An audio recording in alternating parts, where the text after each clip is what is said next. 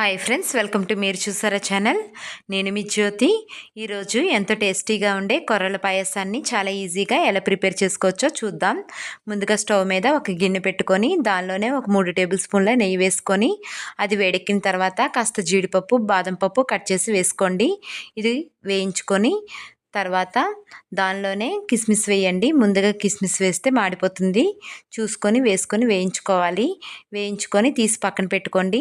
అదే గిన్నెలో కొర్రలు ఏ గ్లాస్తో అయితే తీసుకుంటున్నామో అదే గ్లాస్తో ఒక 3 గ్లాసుల వాటర్ని కూడా తీసి వేసుకోండి. ఇలా వేసుకొని దాన్ని పూర్తిగా మరిగించుకోవాలండి. ఈ వాటర్ అనేది పూర్తిగా మరగాలి.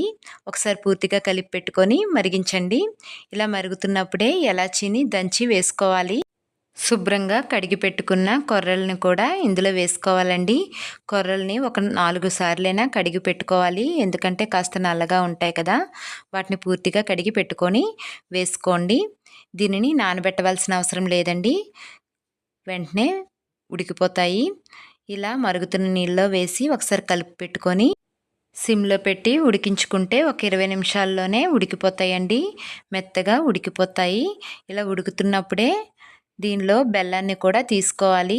మనం ఏ కప్పుతో అయితే కొర్రల్ని కొలుచుకున్నామో అదే కప్పుతో బెల్లాన్ని కూడా కట్ చేసి వేసుకోండి. కరెక్ట్గా సరిపోతుంది. ఇలా బెల్లము, ఆ కొర్రలు అనేవి పూర్తిగా ఉడుకుతూ ఉన్నప్పుడే మనం చూసారు కదా, ఇలా ఉడుకుతూ ఉండాలి. పూర్తిగా ఉడికిపోయిందండి. ఒకసారి పూర్తిగా కలిపి పెట్టుకుంటే మనకి ఉడికిందో లేదో తెలిసిపోతుంది. ఇలా తెలుస్తున్నప్పుడే దీనిలో కాచి చల్లార్చిన పాలను కూడా అదే గ్లాస్తో వేసుకోండి. ఇవి చిక్కని పాలండి, ఇందులో వాటర్ అనేది వేయలేదు నేను. ఒకసారి పూర్తిగా కలిపి పెట్టుకోవాలండి సిమ్లో పెట్టుకొని.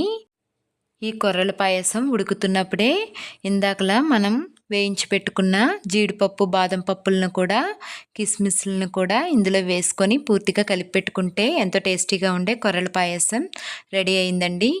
అంతేనండి. నేను మీ జ్యోతి.